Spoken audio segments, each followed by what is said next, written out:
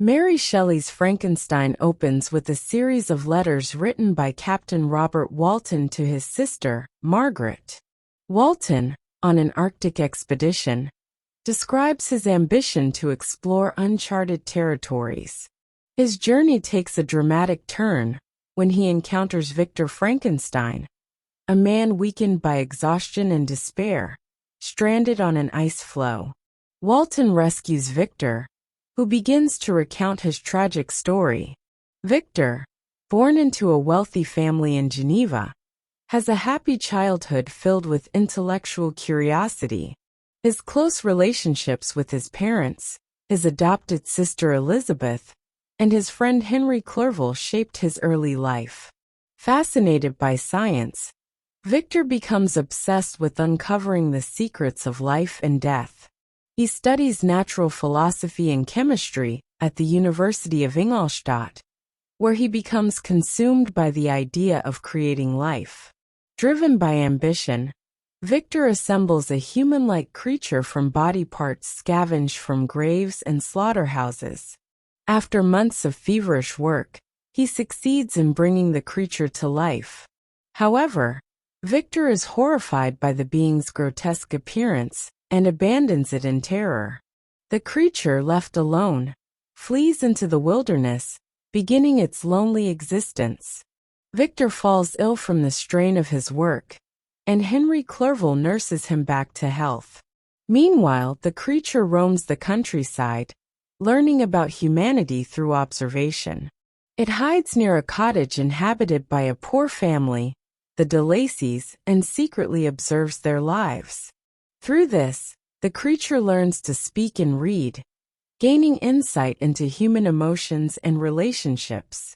Despite its intelligence and sensitivity, the creature is shunned because of its hideous appearance. Longing for companionship, the creature confronts Victor and demands he create a female companion to share its life of isolation. It threatens to exact revenge on Victor's loved ones if its demand is not met. Reluctantly, Victor agrees and begins constructing a second creature. However, haunted by the potential consequences of unleashing another being like the first, Victor destroys the second creature before completing it. Enraged, the creature vows revenge, declaring, "I will be with you on your wedding night." The creature begins its campaign of vengeance by murdering Victor's loved ones. It kills Henry Clerval and later Elizabeth, Victor's bride, on their wedding night.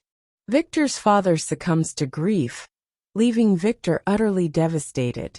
Consumed by rage and guilt, Victor vows to hunt down the creature and destroy it. Victor pursues the creature across Europe and into the Arctic, where the narrative connects back to Walton's letters. Victor, weakened and near death, implores Walton to continue his quest to destroy the creature if he cannot. Shortly after, Victor dies aboard Walton's ship. Walton later encounters the creature, who mourns Victor's death, but also expresses its torment and regret. It reveals its intention to end its life by immolating itself in the Arctic wilderness, bringing its tragic existence to a close. The creature disappears into the icy wasteland, leaving its ultimate fate ambiguous. At the end of the story, Walton, moved by Victor's story, abandons his expedition and returns home, reflecting on the dangers of unchecked ambition and the responsibilities of creation.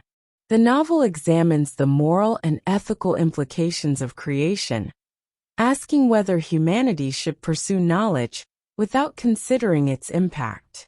Frankenstein is a profound exploration of ambition, responsibility, and the consequences of scientific hubris. Victor Frankenstein's failure to take responsibility for his creation highlights the dangers of neglect and the consequences of rejecting those who are different. Though monstrous in appearance, the creature is a tragic figure, embodying the pain of isolation and the yearning for acceptance. Shelley's rich prose and Gothic atmosphere create a haunting narrative that continues to resonate as a cautionary tale about the limits of human ambition and the ethical dilemmas of scientific progress.